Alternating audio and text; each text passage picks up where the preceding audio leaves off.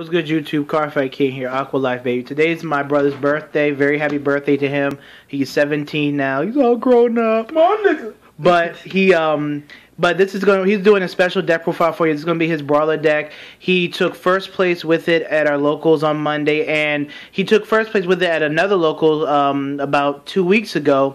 He went undefeated with this same build. So this deck. I hate it. I hate playing against it. It's definitely a really good deck. I think it's a very underrated deck in the meta, probably because it's being overshadowed by restanding vanguards, as a lot of decks usually are. But this deck is very competitive, very good, and let's let them take it away. All right. So for our starter, we have the grade 3 searcher for the clan, Spark Kid Dragoon.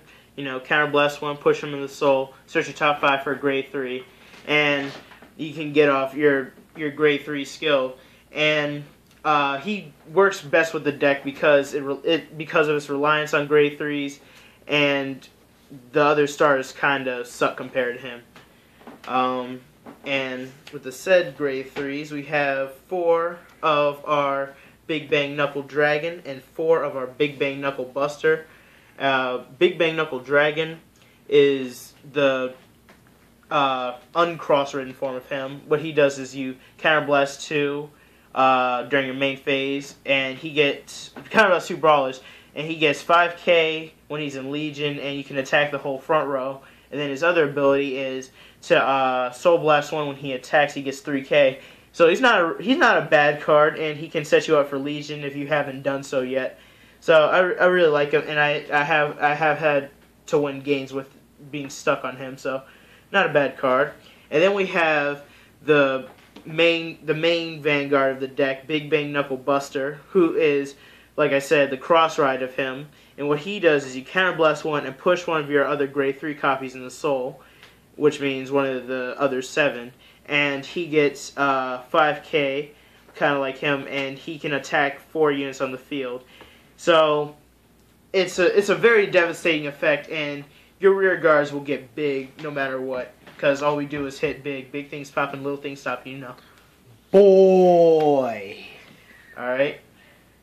On the grade 2s, we have 3 of the military brawler Lisei. We have 4 of the Big Bang Slash Buster, or Slash Dragon, and 4 of the Big Bang Slash Buster. What Lisei does is he gets 3k for each rear guard that gets killed while my Vanguard's in Legion. So he's not bad. He's a pseudo form of these guys who get 3k each time my brawler. He gets 3k every time my Brawler Vanguard hits, and he gets 3k every time my Big Bang Knuckle Vanguard hits something. But he's also an 11k attacker for them, kind of like Agloville in the Gold Paladin deck.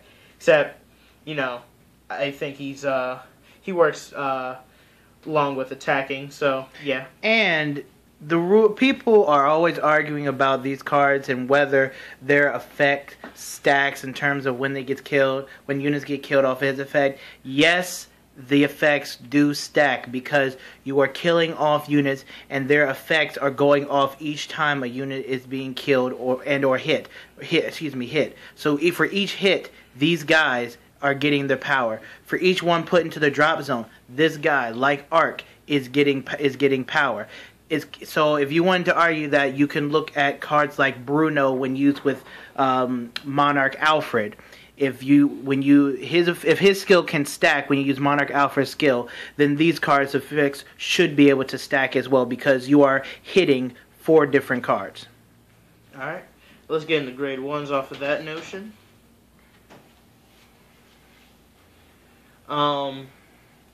I have 2 of the Rising Phoenix, got 4 of my Threatening Brawler Kome, got 4 of Time for Brawler Arc, and 4 Perfect Guards. Alright, so let's start off with Rising Phoenix. The reason why I run him is, one, his primary reason is to set up your Legion drop zone.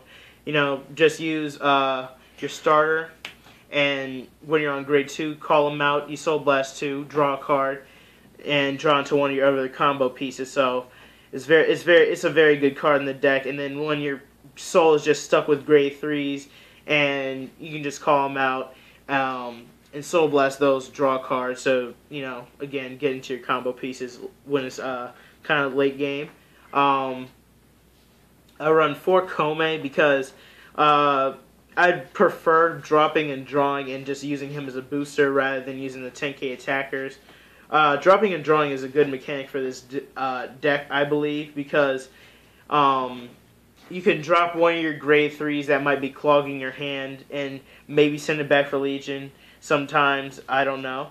But I mainly use it for the draw mechanic, except your Legion, and drop triggers to the drop zone, so you can also send those back. It's very crucial that you send your triggers back for Legioning. And then you have 4 of the big play grade 1 booster Arc. He does the same exact thing as Lise, and he gets he gets 3k when you kill a unit, regardless of the condition.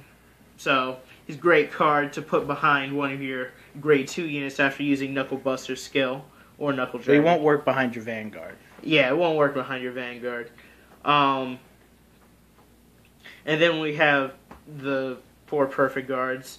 I used to run 1 Quintet Wall, but I just took them out because I'm like, they're good and everything, but I don't want to blow through my deck, especially if I'm facing a deck that can stretch out to late game. I don't want to have to like blow through some of my cards and then probably be forced to re-Legion them back, and even though I still have a lot of cards in my drop zone. So I'd rather have one of these guys protect me instead. It's all personal preference, though. Alright, and then last but not least, let's get into the grade 0 trigger lineup. Alright, so we have 4 of the heal trigger. Cool carbuncle, you know. We have the 6 draw triggers and the 6 critical triggers. The reason why I run 6 draws and 6 crits is because, you know, it's a cross-ride deck, so I see these guys protecting me anyways, and since it's the only cross-ride deck, you don't have to worry about a lot of cards hitting you for those magic numbers of 18k, unless your opponent called out another grade 3, or they have 11k attackers. And I just personally prefer this lineup, and it's also because you want to draw into your grade 3 lineup, and because it's very crucial to get off Knuckle Buster skill. These are preferred lineup, and you know, crits are for aggression, and I don't need the stand trigger. So yeah, that's it. All right. Well, what's your toughest matchup for this deck? The toughest matchup for this deck is probably Blaster Joker, because you know the guy's just. I did face it the other night because our friend had the deck. Borrowed one of mine. Borrowed one of his Blaster Jokers, and he was basically complete. So you're like, sure, you can play it, and he kept retiring my Legion Mate, forcing me to actually send back one of my Knuckle Busters so I can keep relegioning, and I would still be at cross-ride numbers, and my field would be locked. Aside from the constant healing that he did, it was a pretty good matchup, but I pulled through and got the win against him. And the second most annoying matchup would probably be I'd say Risers, because of the Cat Butler play. You have to. I'm just like, I gotta get rid of Cat Butler the whole time. I'm like, I don't care about your front row. I'm gonna swing at Cat Butler before anything else. Yeah, I think in that matchup, it's all about timing of when cards are being placed and skills are being activated. Yeah. So. All right. Well, that's been my little brother again. Happy birthday to him, and hope you guys enjoyed his deck profile. Look forward to some more videos from me. I have a lot of stuff coming up. Yes, this is a knife because I'm making peanut butter and jelly sandwiches. But this is Card Fight King, Jared, and Dark Steven, Black Steve, whatever, and I'm out. Y'all are ugly.